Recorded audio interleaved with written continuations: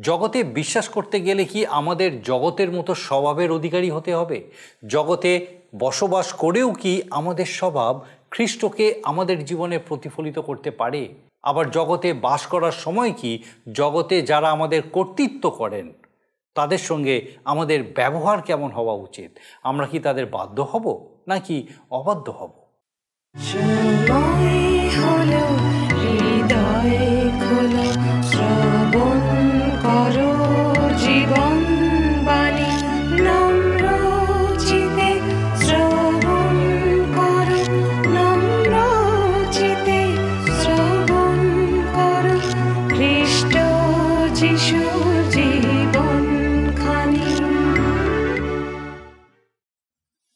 নমস্কার, প্রভু যীশু খ্রিস্টের মধুর নামে শুভ নববর্ষের প্রীতি ও শুভেচ্ছা আপনাদের প্রত্যেককে জানাই।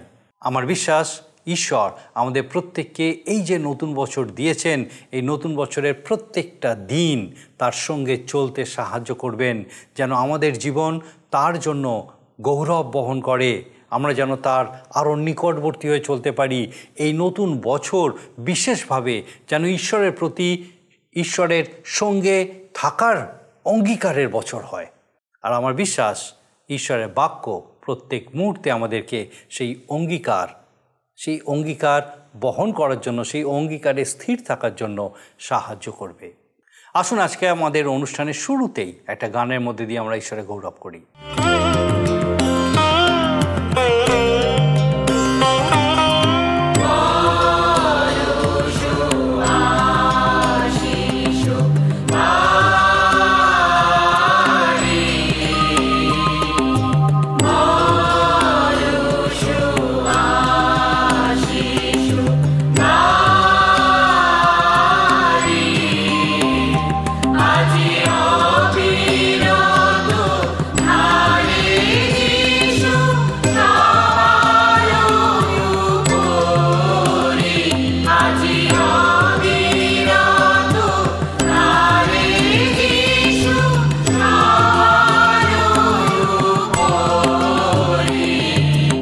খ্রিস্টের দেহরূপ মণ্ডলীকে সচল রাখার কাজে এর অঙ্গগুলি অর্থাৎ খ্রিস্ট বিশ্বাসীদের যে দায়িত্ব আছে সেই সম্বন্ধে সাধু পৌল যা বলেছেন তাই নিয়ে আমরা আলোচনা করছি। সাধু পৌল আমাদেরকে বলেছেন যে এই দায়িত্বগুলি একজন বিশ্বাসীর জীবনে ঈশ্বর ভিন্ন ভিন্ন অনুগ্রহ বা বর হিসেবে দান করেছেন। তবে এখানে শুধু আমাদের দায়িত্ব নয়, কিন্তু আমাদের স্বভাব, আমাদের ব্যবহার কেমন হওয়া উচিত সেই সম্পর্কে সাধু পৌল স্পষ্ট করে আমাদের কাছে ব্যক্ত করেছেন। খ্রিস্টের যে স্বভাব, সেই স্বভাবকে গ্রহণ করাও হচ্ছে ঈশ্বরের আশীর্বাদ। এই কাজে আমাদের দৈনন্দিন জীবনে খ্রিস্টকে অনুসরণ করতে হবে, তার অনুকরণ করতে হবে। এই ক্ষেত্রে আমাদের মূল লক্ষ্য হওয়া উচিত কিভাবে আমরা আমাদের জীবনে আমরা খ্রিস্টীয় স্বভাব প্রতিফলিত করতে পারবো। আমাদের স্বভাব, আমাদের ব্যবহার কি প্রকার হলে আমাদের জীবনে আমরা সবার কাছে খ্রিস্টকে প্রকাশিত করতে পারবো। আমাদের খ্রিস্টীয় স্বভাব কেবল যে সহবিশ্বাসীদের কাছে প্রতিফলিত করতে হবে তা নয়, কিন্তু জগতের অবিশ্বাসীদের কাছেও এর প্রতিফলন সমানভাবে হওয়া প্রয়োজন। আর তার জন্য তাদের সঙ্গে আমাদের কীরকম ব্যবহার করা উচিত সেটাও আমরা আজকে আলোচনা করব। আমাদের এই খ্রিস্টীয় স্বভাব নিজের অন্তরে গ্রহণ করার জন্য যে শক্তির প্রয়োজন, সেই শক্তি আমরা কিভাবে পাব? একজন খ্রিস্ট বিশ্বাসী জীবনের শক্তির মূল উৎস কী সেটাও আমরা আমাদের আজকের আলোচনায় বিশেষভাবে দেখব। এই জগতে আমরা বাস করছি, আর এই কারণে জগতের সমস্ত নিয়মকানুনও আমাদের যথাযোগ্যভাবে মেনে চলতে হয়। আমরা কি ঈশ্বরের সঙ্গে জগতের কর্তৃত্বের বাধ্যতা স্বীকার করব, নাকি জগতের স্বভাবের বহির্ভূত হওয়ার জন্য আমরা জাগতিক কর্তৃপক্ষের বাধ্যতা অস্বীকার করব? আসুন আমরা বিস্তারিতভাবে এই সমস্ত বিষয়ে দেখি। আর আমার বিশ্বাস মহান ঈশ্বর তার জীবন্ত বাক্য দ্বারা বিশেষভাবে আপনার সঙ্গে কথা বলতে চলেছেন। জীবনবাণী অনুষ্ঠানে আমি আপনাদের কাছে ধারাবাহিকভাবে বাইবেলের নতুন নিয়মে রোমীয়দের প্রতি প্রেরিত পৌলের পত্র থেকে আলোচনা করছি। গত অনুষ্ঠানে আমি 12 অধ্যায় আরম্ভ করেছি এবং 13 পদ পর্যন্ত আলোচনা শেষ করেছি। আজকের 14 পদ থেকে আলোচনা করব। যদি আপনার কাছে বাইবেল আছে তবে নিশ্চয়ই করে আমার সঙ্গে খুলবেন এবং এই পাঠে আমরা যোগ দেব। রোমীয় তার 12 অধ্যায় 14 থেকে 17 পদ যা লেখা আছে আসুন আমরা একসঙ্গে পাঠে যোগ দিই। লেখা আছে, যাহারা তাড়না করে তাহাদিকে আশীর্বাদ করো, আশীর্বাদ করো, শাপ দিও না। যাহারা আনন্দ করে তাহাদের সহিত আনন্দ করো, যাহারা রোদন করে তাহাদের সহিত রোদন করো। তোমরা পরস্পরের প্রতি একমনা হও, উচ্চ উচ্চ বিষয় ভাবিও না, কিন্তু অবনত বিষয় সকলের সহিত আকর্ষিত হও। আপনাদের জ্ঞানে বুদ্ধিমান হইও না, মন্দের পরিষদে কাহারও মন্দ করিও না। সকল মনুষ্যের দৃষ্টিতে যা উত্তম ভাবিয়া চিন্তিয়া তাহাই করো। আমরা দেখি যে খ্রিস্ট বিশ্বাসীর আচার আচরণে ব্যবহারে ঈশ্বরীয় স্বভাব প্রকাশিত হয়ে উঠলেও জগতের কাছে সে সমাদর সম্মান প্রত্যাশা করতে পারে না। আমাদের পুরস্কার আগামী অনন্তকালীয় রাজ্যে। এই জগৎ আমাদের নয়, এ প্রভু যিশুর কথা। প্রভু যীশু খ্রিস্ট অতুলনীয়, এবং খ্রিস্ট অতুলনীয় সদ্ব্যবহার করে গিয়েছেন সত্যের পক্ষে সাক্ষ্য দিয়ে। কিন্তু পেয়েছিলেন কি যথোচিত সম্মান সমাদর? না। তিনি শেষ পর্যন্ত আমাদের জন্য ক্রুশারোপিত হয়েছিলেন, কাঁটার মুকুট তাকে পরতে হয়েছিল, লোকেরা থুতু দিয়েছিল, আর তার উপরে কত আঘাত করা হয়েছিল। খ্রিস্ট বিশ্বাসী দিনে দিনে খ্রিস্টকেই অনুকরণ করে চলবে। একদিন খ্রিস্ট তার মধ্যে দৃষ্ট হবে। সে আর নয়, কেননা খ্রিস্টকে আমাদের মধ্যে প্রকাশিত করে তোলাই আমাদের খ্রিস্টীয় জীবনের লক্ষ্য। তাহলে খ্রিস্ট বিশ্বাসীকেও হতে হবে এই জগতে খ্রিস্টের জন্য তাড়িত, লাঞ্ছিত। লোকে সেদিন প্রভুর কথা শোনেনি। আপনার কথা শোনার ক্ষেত্রেও নিশ্চয়তা নেই তাদের মধ্যে। তখন আপনি আপনার অবহেলা, তাড়না এবং লাঞ্ছনা, অপমানে কখনো ক্রুদ্ধ হবেন না, কারণ আমাদের প্রভুও এমন ধরনের যন্ত্রণা এবং আঘাতের মধ্যে দিয়ে গেছেন। প্রতিশোধ নিতে যাওয়া আপনার সঙ্গত নয়। কেন? আপনি যার আরাধনা করেন তিনি প্রতিশোধ কখনো নেননি, দুর্ব্যবহার করেননি সেই অত্যাচারীদের প্রতি। বরং বাইবেল শাস্ত্রে বলা হয়েছে তাদের জন্য প্রার্থনা করতে। ঈশ্বরই তাদের অন্তরে কাজ করবেন। এই পদক্ষেপগুলো তো বিশ্বাসীর জয়প্রাপ্ত জীবনের উদ্দেশ্যে প্রয়োজন। বিরোধিতা, বিঘ্নতা আসবে। আপনার আত্মিক জীবন রক্ষা করে তাকে উন্নতির পথে এগিয়ে নিয়ে চলার উদ্দেশ্যে এগুলো প্রয়োজন। অপরের আনন্দে আনন্দিত হয়ে, অপরের দুঃখে দুঃখিত হয়ে সেই সুখ দুঃখ অনুভব করুন ও সহভাগিতা যথার্থভাবে রক্ষা করে চলুন। আপনার দুঃখের বা কষ্টের সময় তা ক্রুশের নিচে সমর্পণ করে অপরের সুখে বা আনন্দে তার সঙ্গে ঈশ্বরের গৌরব করুন। আপনার আনন্দ বা সুখের সময় ঈশ্বরের এবং ক্রুশের শ্লাঘা এবং ধন্যবাদ উৎসর্গ করুন। অপরের দুঃখে কষ্টে তার জন্য তার সঙ্গে প্রার্থনায় সহভাগী হন। এমনকি নিজের ব্যক্তিগত যে প্রার্থনার সময় তখনও তাকে স্মরণ করুন। কাতরোক্তি তুলে ধরুন ঈশ্বরের চরণে। আমরা পরস্পর খ্রিস্টের অঙ্গ প্রত্যঙ্গ। মানব দেহ ও একটি অঙ্গের ক্লেশ ও ব্যথায় অপর অঙ্গগুলো কেমন কাতর হয়, তাই নয় কি? সাধু পৌল তাই বলেছেন পরস্পরের সঙ্গে এক মনা হতে। জানেন কি এই জগতের রীতি? তুমি আনন্দিত থাকো, হাসো, জগৎ তোমার সঙ্গে রয়েছে। তুমি দুঃখিত হয়ে রোদন করো, কিন্তু তখন তুমি একাই রয়ে যাবে। খ্রিস্টীয় জীবনে খ্রিস্টীয় সহভাগিতার মধ্যে এই রীতি চলে না। খ্রিস্টীয় সমাজে সমমনা একমনা হয়ে বিশ্বাসী জীবনে আশীর্বাদ লাভ করে। ঈশ্বরের অনুগ্রহ ও আশীর্বাদ আরও লাভ করে মানুষ যদি সে নিজের দৃষ্টিতে জ্ঞানবান না হয়, উচ্চ উচ্চ বিষয় না ভেবে দিন অবনত বিষয় ভাবে। বাইবেলের নতুন নিয়মে ফিলিপিয়দের প্রতি পত্রে সাধু পৌল বলেছেন, খ্রিস্ট যিশুতে যে ভাব ছিল তাহা তোমাদিগতেই হোক। খ্রিস্ট যিশুতে স্থিত ভাব সম্পর্কে এর ওপরেই পৌল বলছেন, অনর্থক দর্পের বশে কিছু করিও না, বরং নম্রভাবে প্রত্যেকজন আপনা হইতে অন্যকে শ্রেষ্ঠ জ্ঞান করো, এবং প্রত্যেকজন আপনার বিষয় নয় কিন্তু অপরের বিষয়ও লক্ষ্য রাখো। আমাদের আলোচ্য বিষয়ও এর মধ্যেই নিহিত। বিনম্র চিত্ত ধারণ করাই খ্রিস্টানের উচিত, তবেই ভাবা যায় অবনত বিষয় সম্পর্কে। গর্ভান্ধ ব্যক্তিগণই ভাবে উচ্চ উচ্চ বিষয়, আর সেই উচ্চ বিষয় চিন্তাধারাই তাদেরকে নিজেদেরকে উচ্চ ভাবতে শেখায়। নিজেকে নগণ্য ভাবা প্রয়োজন। আমাদের উচ্চ বিষয় বলতে একমাত্র রয়েছে ঊর্ধ্বস্থ বা স্বর্গীয় বিষয়ে ধ্যান। এই জগতের উচ্চ উচ্চ বিষয়ে চিন্তা করা প্রয়োজন নেই। ঈশ্বর হতে জ্ঞানপ্রাপ্ত যে সলোমন, তিনি তার হিতোপদেশ পুস্তকে তার 26 অধ্যায় 12 পদে বলেছেন, তুমি কি নিজের দৃষ্টিতে জ্ঞানবান লোক দেখিতেছ? তা অপেক্ষা বরং হীন বুদ্ধির বিষয় অধিক প্রত্যাশা আছে। নিজেকে হীন মনে করে অপরকে বরং শ্রেষ্ঠ ভাবিয়া আসুন। এর সঙ্গে আরও পরামর্শ সাধু পৌল দিয়েছেন পরের পদগুলিতে, যা আমরা এখন পাঠ করব। আপনাদের কাছে জীবনবাণীর অনুষ্ঠানে বাইবেলের নতুন নিয়মে রোমীয়দের প্রতি প্রেরিত পৌলের পত্রের 12 অধ্যায় থেকে আলোচনা করছি। 12 অধ্যায় 17 থেকে 19 পদে এই কথা লেখা আছে, মন্দের পরিষদে কাহারও মন্দ করিও না, সকল মনুষ্যের দৃষ্টিতে যাহা উত্তম ভাবিয়া চিন্তিয়া তাহাই করো। যদি সাধ্য হয় তোমাদের যতদূর হাত থাকে মনুষ্য মাত্রের সহিত শান্তিতে থাকো। হে প্রিয়েরা, তোমরা আপনারা প্রতিশোধ লইও না, বরং ক্রোধের জন্য স্থান ছাড়িয়া দাও, কারণ লেখা আছে, প্রতিশোধ লওয়া আমারই কর্ম, আমি প্রতিফল দিব, ইহা প্রভু বলেন। এবার আমরা দেখব অবিশ্বাসীদের সঙ্গে খ্রিস্ট বিশ্বাসীর ব্যবহার কিরূপ হওয়া সঙ্গত। আমরা বাস করছি এক জগতে।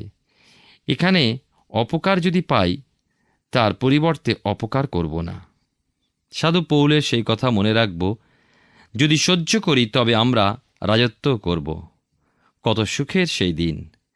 আজ মানুষের কাছ হতে তাড়না অপকার যাই আসুক, খ্রিস্ট বিশ্বাসীর প্রতি তার পরিবর্তে খ্রিস্ট বিশ্বাসী এই কথা মনে রেখে চলুক যে এই কষ্ট সাময়িক, ক্ষণিকের, কিন্তু এই সহ্যের প্রতিফল পুরস্কার অনন্তকালের নিত্যস্থায়ী। এই ঘাত প্রতিঘাতগুলো আমাদের আত্মিক জীবনের পদক্ষেপ।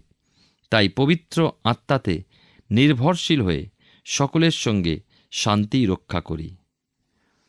আমরা মনে রাখব যে প্রভু যে শান্তি দিয়ে গেছেন আমাদের জন্য, সেই শান্তি জগৎ দিতে পারে না। আর আমরা তা ক্ষয় করব, হারিয়ে ফেলব সেই জন্য নয়, বরং তাকে রক্ষা করে আরও শান্তির অনুগ্রহ আমরা লাভ করব। ঈশ্বরের বাক্যের অন্তর্ভুক্ত এক মহান নীতি এই রোমীয় তার 12 অধ্যায় 19 এবং 20 পদ। ঈশ্বরের সন্তানের পক্ষে এ বিষয় পালন করা কষ্টকর। সত্য জীবিত ঈশ্বর বলেন তাড়নাকারীদের জন্য প্রার্থনা করতে। আমরা বাইবেলের নতুন নিয়মে প্রেরিতদের কার্যবিবরণীতে সেই ঘটনাই পাই। সাধু স্তিফান তার গালকে বাড়িয়ে দিয়েছিলেন, ফলে পুরস্কার স্বরূপ পেলেন পৌলকে। স্তিফান তো প্রতিশোধের ব্যবস্থা করলেন না।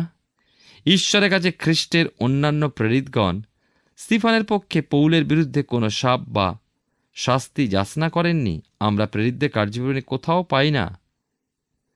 না, কোনো প্রতিশোধও নিলেন না কেউ। খ্রিস্ট বিশ্বাসীর প্রার্থনা হলো এক মহান শক্তি। তারা শান্তিরই অনুধাবন করে। নিজেরা কখনো বিচারক হয় না। বিচারকর্তা খ্রিস্ট, সমস্ত বিচারভার তাঁর উপরে ন্যস্ত। ঈশ্বরই প্রতিফলদাতা। তিনি তাঁরই হস্তে সমস্ত ভার ছেড়ে দিতে বলেছেন। প্রিয় ভাই ও বোন, তাঁর হস্তে সকলই ছেড়ে দিয়ে আপনিও শুধু শান্তি লাভ করুন। বৃথা বোঝা বয়ে বেড়াবেন না। তার ফলে তো শুধুই ক্লান্তি, অবসন্নতা ও অশান্তি ভোগ করবেন। নিজের পথকে নিজে আরও জটিল করে লাভ কি? আমাদের জন্য সরল পথ হলেন খ্রিস্ট যিশু। আসুন আমরা এখন রোমীদের প্রতি প্রেরিত পৌলের পত্রে 12 অধ্যায় এর পরের অংশ 20 এবং 21 পদ, শেষ দুটি পদ পাঠ করি। লেখা আছে, বরং তোমার শত্রু যদি ক্ষুধিত হয় তাহাকে ভোজন করাও, যদি সে পিপাসিত হয় তাহাকে পান করাও, কেননা তাহা করিলে তুমি তাহার মস্তকে জ্বলন্ত অঙ্গারের রাশি করিয়া রাখিবে। তুমি মন্দের দ্বারা পরাজিত হইও না, কিন্তু উত্তমের দ্বারা মন্দকে পরাজয় করো। খ্রিস্টীয় জীবনের মূল শক্তি প্রার্থনায়। এই প্রার্থনা খ্রিস্ট বিশ্বাসীকে সহ্য করতে, ধৈর্য ধারণ করতে, শত্রুর জন্য প্রার্থনা করতে প্রেরণা যোগায়। প্রত্যাশাতে স্থির থাকতে ও প্রত্যাশাতে আনন্দ করতে উদ্দীপ্ত করে তোলে। প্রার্থনা বিশ্বাসীকে ধীরে ধীরে আরও ঈশ্বর নির্ভর জীবন প্রদান করে, আর এর ফলে বিশ্বাসী পবিত্র আত্মার নির্দেশ মান্য করে। শত্রু ক্ষুধার্ত তৃষ্ণার্ত হলে তাকে আহার্য খাদ্য পানীয় বাড়িয়ে দেয়, যেন সে সবল হয়ে ওঠে। তাড়না পেয়েও সেই শত্রুর জন্য প্রার্থনা করে চলে, যেন সে ঈশ্বরের সন্তানে পরিণত হয়। শত্রুর প্রতি খ্রিস্ট বিশ্বাসীর এই ব্যবহারের মাধ্যমে শত্রুতাচরণের দরুন নিজের অন্তরে অনুতপ্ত হবে। এ যেন ওই তাড়নাকারী বা শত্রুর মস্তকের উপরে খ্রিস্ট বিশ্বাসী বা তাড়না সহ্যকারীর একরাশি জ্বলন্ত কয়লা স্তূপীকৃতভাবে চাপিয়ে দেওয়া। শত্রুতাচরণকারীর অন্তরে যে অনুতাপের দংশন, তা এই জ্বালারই সমান। আর তখনই খ্রিস্টবিশ্বাসীর ওই সহিষ্ণুতার ব্যবহারে ও তার উত্তম স্বভাবের দরুন তার বিপক্ষতাকারীর মনের পরিবর্তন হওয়া সম্ভব। তাহলে আমরা দেখতে পাই, খ্রিস্টবিশ্বাসী নিজের উপরে বিচার ভার গ্রহণ না করে ঈশ্বরের জন্য স্থান ছেড়ে রাখুক, বরং ক্ষমা করুক মানুষকে, মধুর ও উত্তম ব্যবহারে শত্রুর মন জয় করুক। তাই তো সাধু পৌল আরও বলেছেন, খ্রিস্ট বিশ্বাসীর মন্দের দ্বারা পরাজিত না হয়ে বরং উত্তমের দ্বারা মন্দকে পরাজিত করাই মঙ্গল, তাই বিধেয়। না, মন্দের মধ্যে এই জগতে বসবাস করলেও মন্দকে হাতিয়ার করা আমাদের উচিত নয়। প্রভু যীশু প্রান্তরে ঈশ্বরের বাক্যকে অস্ত্রস্বরূপে ব্যবহার করেছিলেন পরীক্ষার সময়। ঈশ্বরের বাক্যকে আমাদেরও ব্যবহার করতে হবে। প্রভু এর দ্বারা জয়ী হয়েছিলেন, আমরাও জয়ী হব। ঈশ্বর এই উত্তম আমাদেরকে দিয়েছেন, সেই উত্তম হলেন পবিত্র আত্মা। বাইবেলের নতুন নিয়মে গালাতীয় পত্রে 5:16 বলা হয়েছে, তোমরা আত্মার বশে চলো, তাহলে মাংসের অভিলাষ পূর্ণ করিবে না। সাধু পৌল আরও বলেছেন ওই 5:25, আমরা যদি আত্মার বশে জীবন ধারণ করি, তবে আইসো আমরা আত্মার বশে চলি, অনর্থক দর্প না করি, পরস্পরকে জ্বালাতন না করি, পরস্পর হিংসাহিংসি না করি। প্রিয় শ্রোতাবন্ধু, প্রিয় ভাই ও বোন, ঈশ্বরেতে খ্রিস্টের প্রেমকে পরিধান করে চলব, পবিত্র আত্মনিশ্বর সেই উত্তমের নির্দেশে পথ চলব, ঈশ্বরের অনুগ্রহ আশীর্বাদ নিশ্চয়ই লাভ করব। এই বিশ্বাস নিয়ে আত্মিক জীবনে শয়তানকে পরাস্ত করে প্রভুর আগমনের অপেক্ষায় আমরা এগিয়ে চলি। আমরা 12 অধ্যায় খ্রিস্টীয় জীবনে ঈশ্বরের সঙ্গে, পবিত্র আত্মার বরদানগুলোর সঙ্গে, অন্যান্য বিশ্বাসীগণের সঙ্গে এবং অপরের সঙ্গে বা অবিশ্বাসীদের সঙ্গে কেমন ব্যবহার করতে হয় তাহা লক্ষ্য করলাম। এখন কিন্তু আমি আসব নতুন একটি অধ্যায়, 13 অধ্যায়। এই 13 অধ্যায়ে এসে লক্ষ্য করব সরকারের সঙ্গে এবং প্রতিবাসীদের সঙ্গে খ্রিস্ট বিশ্বাসীর সম্পর্ক কি। নিশ্চয় খ্রিস্ট বিশ্বাসী একজন স্বর্গীয় নাগরিক, কিন্তু তার ইহজীবনে সে এই জগতেও নাগরিকত্বের অধিকারী হয়ে রয়েছে, যা তাকে 2 ধরনের দায়িত্ব প্রদান করে। যদি এই দুইয়ের মধ্যে দ্বন্দ্ব উপস্থিত হয়, তবে প্রথম দায়িত্ব নিঃসন্দেহে স্বর্গে ঈশ্বরের প্রতি। প্রভু যীশু এ বিষয়ে সুস্পষ্টভাবেই জানিয়েছেন যে এই মানবীয় সরকারের প্রতি আমাদেরও দায়িত্ব রয়েছে। লূক লিখিত সুসমাচার তার 20 অধ্যায় 25 পড়ি, প্রভু যীশুকে কতকগুলো ছদ্মবেশী ধার্মিক জিজ্ঞাসা করেছিলেন, কৈশোরকে কর দেওয়া আমাদের বিধেয় কিনা। প্রভু তাদের ছদ্মবেশী অন্তর বুঝেছিলেন, তাই বলেছিলেন একটা দিনার দেখাতে। তার উপরিস্থ মূর্তিকার, তার কি নাম আছে একথা জানতে চাইলেন তিনি। তারাই উত্তর দিল, কৈশোরের। প্রভু যীশু দায়িত্ব পরিষ্কার বুঝিয়ে দিলেন, যাহা যাহা কৈশোরের কৈশোরকে দাও, আর যাহা যাহা ঈশ্বরের ঈশ্বরকে দাও। সরকার বা শাসনকর্তা ঈশ্বর নিয়োজিত। ঈশ্বর তাদেরকে দিয়েছেন কিছু কর্তৃত্বাধিকার। মানবীয় যে শাসন ব্যবস্থা, তার প্রারম্ভিক অবস্থায় ঈশ্বর বলেছিলেন, যে কেহ মনুষ্যের রক্তপাত করিবে, মনুষ্য কর্তৃক তাহার রক্তপাত করা যাইবে। কেননা ঈশ্বর আপন প্রতিমূর্তিতে মনুষ্যকে নির্মাণ করিয়াছেন। মানুষ ঈশ্বরের দৃষ্টিতে কত না মূল্যবান। অপর একটা জীবন নাশ করার অধিকার আপনার আমার কখনোই নেই। কিন্তু খ্রিস্ট বিশ্বাসী রয়ে গিয়েছে এক বিশেষ দায়িত্ব দেশের শাসন ব্যবস্থা বা সরকারের প্রতি।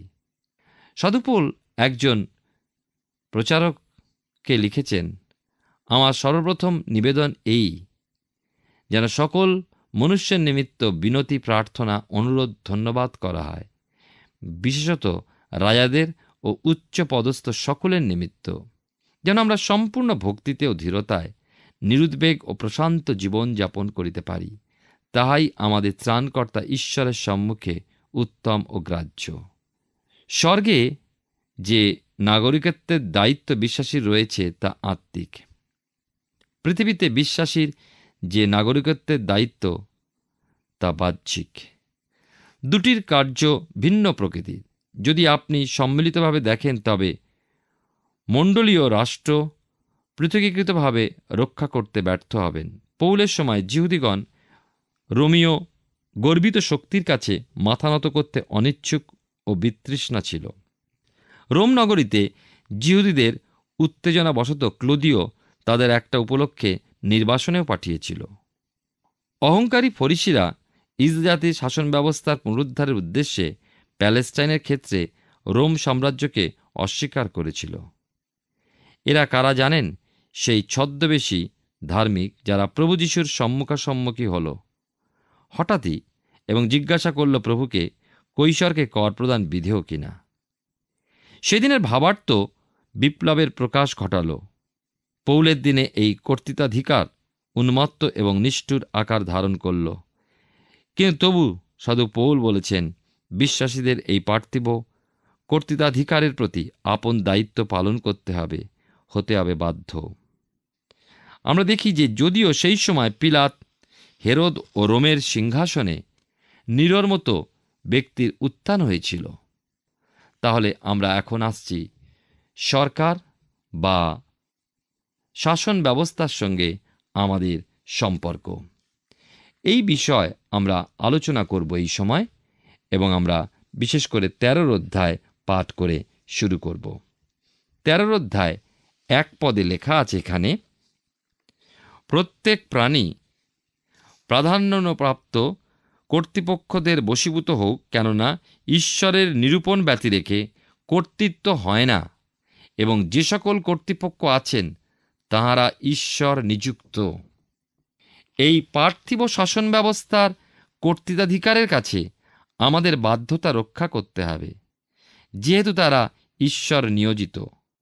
যদিও এই পার্থিব পরিস্থিতি সর্বত্র অন্যায়, অধার্মিকতা, ভ্রষ্টতা, মন্দভাবে পূর্ণ হয়ে চলেছে, তথাপি ঈশ্বর নিজ নিয়ন্ত্রণে এই জগৎ রেখেছেন।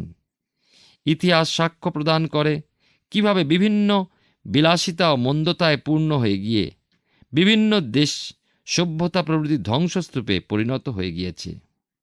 কারণ কি? বেআইনি ক্রিয়াকলাপ ও ভ্রষ্টতা, ঈশ্বর ভয়হীনতা।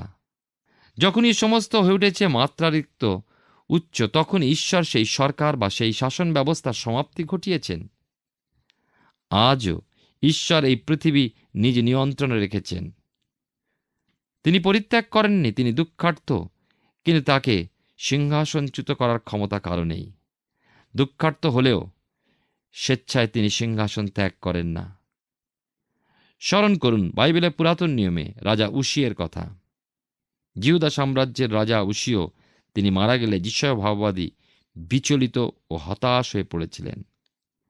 রাজা উশিয় একজন ভালো রাজাই ছিলেন, তাই যিশয় ভাববাদী ভেবেছিলেন রাজা উশিয়ের অবর্তমানে ওই শাসন ব্যবস্থা হয়তো বিভক্ত হয়ে পড়বে ভিন্ন ভিন্ন খণ্ডে। তাই তিনি গেলেন ধর্মধামে, যা সেই সময় উপযুক্ত একটা স্থান।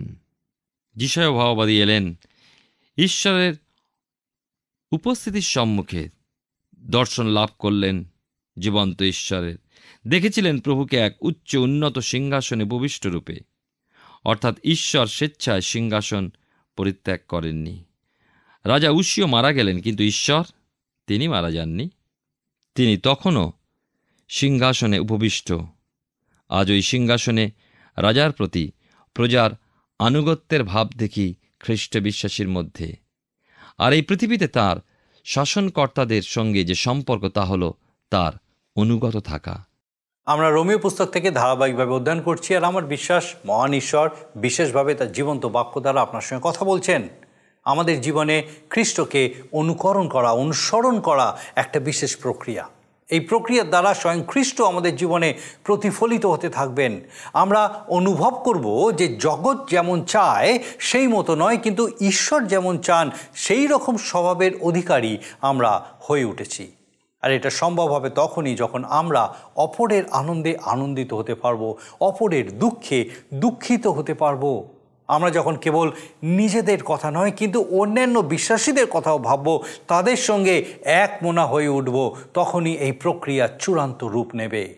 আমাদের ব্যবহার, আমাদের স্বভাব কেবল সহবিশ্বাসীদের প্রতি নয়, কিন্তু জগতের কাছে, যারা প্রভু যিশুকে জানে না, তাদের কাছে খ্রিস্টকেই প্রকাশ করবে। এই স্বভাবের অধিকারী হতে আমাদের সেই অসীম শক্তির প্রয়োজন হয়। এই শক্তি আমরা শুধুমাত্র পেতে পারি একমাত্র ঈশ্বরের কাছ থেকেই পেতে পারি। একমাত্র প্রার্থনা হচ্ছে এই রকম শক্তি পাওয়ার উপায়। প্রার্থনাই হচ্ছে একজন বিশ্বাসীর জীবনের শক্তির মূল উৎস। সাধু পৌল আমাদেরকে বলেছেন, আমরা যেন জগতের কর্তৃত্বের বশীভূত হই। ঈশ্বরীয় স্বভাবের অধিকারী হওয়ার অর্থ এই নয় যে আমরা জাগতিক কর্তৃপক্ষের অবাধ্য হব। আমরা এই কাজে আরও বেশি করে খ্রিস্টকেই জগতের সামনে প্রকাশ করতে পারব। আসুন আমরা এই বিষয়ে বিশেষভাবে চিন্তা করি, বিশেষ করে বছরের এই প্রথম দিনে ঈশ্বরের এই যে জীবন্ত বাক্য আমাদের সামনে প্রকাশ করছেন, কিভাবে ঈশ্বর চান যেন আমরা এই বছরের প্রত্যেকটা দিন চলি। আসুন সেই মতো নিজেদের জীবনকে সমর্পণ করি। আসুন এই সময় প্রার্থনায় যাই, আর আমি চাইব আপনি আমার সঙ্গে প্রার্থনায় যোগ দিন। আসুন প্রার্থনা করি। মঙ্গলময় পিতা ও প্রভু, তোমার ধন্যবাদ, তোমার স্তুতি করি, তোমার গৌরব করি যে আজকে আরেকটি বার তোমার জীবন্ত বাক্যের সামনে আমাদেরকে দাঁড় করিয়েছে। তোমার বাক্য আয়নার মতো প্রভু, যা আমাদেরকে দেখতে সাহায্য করে যে আমরা ঠিক কী রকম। স্বর্গীয় পিতা, তোমার এই জীবন্ত বাক্য দ্বারা যেভাবে তুমি আজকে আমাদের প্রত্যেক দর্শক বন্ধুর সঙ্গে কথা বলেছো প্রভু, সেই জীবন তুমি তাদের মধ্যে দাও। যেরকমভাবে পিতা গো, যেন তাদের সেই প্রত্যেক জীবনের মধ্যে তোমারই নাম গৌরবান্বিত, উচ্চকিত, মহিমান্বিত হয়। প্রভু, সেই শক্তিতে পূর্ণ করো, তোমার পবিত্র আত্মার শক্তিতে পূর্ণ করো। সেই প্রার্থনাশীল জীবন দাও প্রভু, যেন সেই প্রত্যেকে পিতা প্রতি মুহূর্তে, প্রতিনিয়ত প্রভু তোমার সামনে নত জানু হয় পিতা। তোমার ইচ্ছা, তোমার উদ্দেশ্য, তোমার পরিকল্পনা সেই প্রত্যেকের জীবনের জন্য উপলব্ধি করতে সমর্থ হয় এবং সেই মতো চলার মধ্যে দিয়ে তোমার গৌরব করতে পারে। প্রভু, আমাদের প্রত্যেক দর্শক বন্ধু, তাদের পরিবার পরিজন প্রত্যেককে এই সময় একটি বার তোমার চরণে সমর্পণ করি। পিতা, দয়া করো, প্রত্যেকের সহায় সবর্তী ও সকল ভার নাও। তোমার যিশু নামে ভিক্ষা দয়া করে শ্রবণ ও গ্রহণ করো। আমেন। ঈশ্বর মহান, আর তার মহা অনুগ্রহে তিনি আরেকবার আমাদেরকে এই নতুন বছরে প্রবেশ করিয়েছেন। আরেকটা বছর আমাদের জীবনে যোগ করেছেন। আর আমার বিশ্বাস এই যে সুযোগ তিনি দিয়েছেন আরেকবার তার জীবন্ত বাক্যের সঙ্গে এগিয়ে চলার সুযোগ, আমরা অবশ্যই সেই সুযোগকে বিশেষভাবে গ্রহণ করব এবং আমাদের এই জীবনবাণী অনুষ্ঠানের মধ্যে দিয়ে ঈশ্বরের বাক্যের এই সহভাগিতায় প্রতিদিন স্থির থেকে তার গৌরব করব। ঈশ্বর আপনার মঙ্গল করুন। প্রিয় বন্ধু, আশা করি জীবনবাণী অনুষ্ঠানটি আপনার ভালো লেগেছে। আর যদি ভালো লেগে থাকে তাহলে অবশ্যই আমাদের একটি মিসড কল দিন। আপনার দেওয়া মিসড কলটি আমাদের কাছে অতি মূল্যবান। আমরা আনন্দের সাথে জানাই, প্রতিটা মিসড কল দাতাদের মধ্যে থেকে সপ্তাহের শেষে বিশেষ দর্শক বন্ধুকে বেছে নেওয়া হবে এবং সেই দর্শক বন্ধুকে পুরস্কৃত করা হবে ও সপ্তাহের শেষে তার ছবি ও নাম আমাদের অনুষ্ঠানে প্রকাশ করা হবে। গত সপ্তাহের বিজয়ী দর্শক বন্ধুরা হলেন হুগলি থেকে ডালিয়া শাসমল ও নদিয়া থেকে কৃষ্ণা দাস কিস্কো। আমাদের মিসড কল দেবার নম্বরটি হল 04449081 আপনি প্রার্থনা ও আরও অধিক জানতে আগ্রহী হলে আমাদের সঙ্গে অবশ্যই ফোনের মাধ্যমে যোগাযোগ করতে পারেন। আমাদের মোবাইল নাম্বার 9433497235 এবং আরেকটি হল 9433803755। আর আমাদের ঠিকানা টিভি স্ক্রিনে আপনারা দেখে নিন। ধন্যবাদ। ভালো থাকুন, সুস্থ থাকুন।